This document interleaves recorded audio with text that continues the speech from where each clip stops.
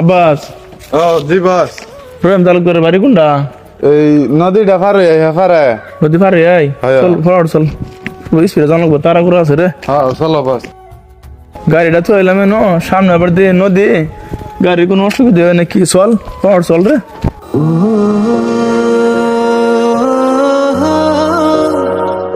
চল জলদি চল রে, টাইম নাই। বস একটা মানুষ হইতে রয়েছে, যাও জিগাই ওই তালুকদারের বাড়ি কোনটা। আচ্ছা ঠিকই তো, আমরা জায়গাটা চিন্তাছি না ছোটে করে জিগাই লই। হ্যাঁ জিগাই লই আইও। এ ভাই, ও ভাই উড়ুন নিয়ে একটা কথা জিগাইতাম। কে আপনারা? এখানে কি চান? আচ্ছা বড় ভাই, রহিম তালুকদারের বাড়ি কোনটা? আমরা চিন্তাছি না, অনেক দূরা ভিত্তি আইছি। তুমি চিনো কি? তোমার দেখে তো মনে হচ্ছে এলাকারই বলা।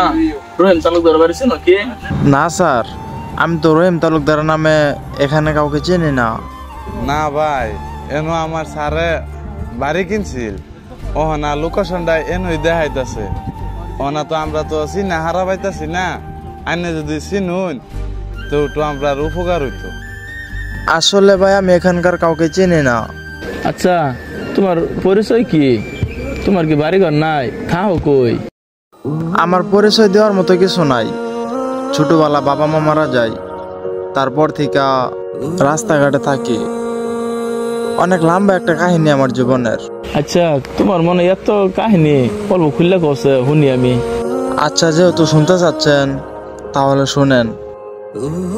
আমি যখন ছোট, 7-8 বছর বয়স, তখন আমার বাবা মা মারা যায়। তারপর থেকে আমার চাচা আমাকে দেখাশোনা করতো, কিন্তু হঠাৎ একদিন আমাকে বাড়ি থেকে তাড়িয়ে দেয়।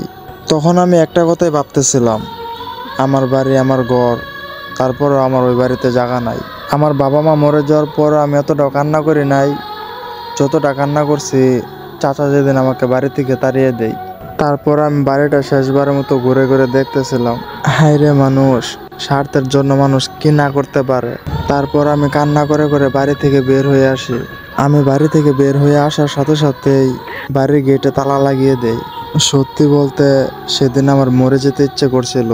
এইসব ভাবতে ভাবতে আমি বাড়ির বাইরে চলে আসি। বাড়ি থেকে বের হয়ে আসার পর আমি একটা বাস স্ট্যান্ডে বসে আছিলাম। তারপর ওইখান থেকে একটা বাসে করে কোথায় যে চলে আসলাম আমি নিজেও জানি না। তখন থেকে শুরু হয় আমার জীবনের কষ্টের যাত্রা। আমি শুধু বসে বসে ভাবতাম, বাবা মা কেন আমাকে নিয়ে যায়নি তাদের সাথে আমাকে নিয়ে গেলে হয়তো আজকে এতটা কষ্ট করতে লাগতো না। আমার নিজের বাড়ি থেকে আজকে 12 বছর ধরে আমি নিখোঁজ। আচ্ছা তোমার মনে এত দুঃখ আমি আগে জানতাম না, বুঝছো? আমার একটা ছোট ভাই নাই, তুমি যে আমার লগে থাকো তা আমি তোমার বহুত কিছু দিয়া তোমার আমি কোটিপতি বানাই দিব। তুমি কি আমার লগে থাকবা? আর আমি ওই একটা ফ্লাইট লইছিলাম নদীর কাছে, যদি আমার লগে থাকো, আমার বহুত বিজনেস আছে, তুমি কি আমার লগে থাকবার চাও? আমার কিন্তু ছোট ভাই নাই। তোমার তোমার লগে প্রতারণা করছে, আজকে তুমি তোমার চাচারা দেখাই দিবা। আর তোমার চোখ প্রতিশোধের আগুন দেখবার চাই, শুধুমাত্র প্রতিশোধের আগুন দেখবার চাই, প্রতিশোধের আগুন।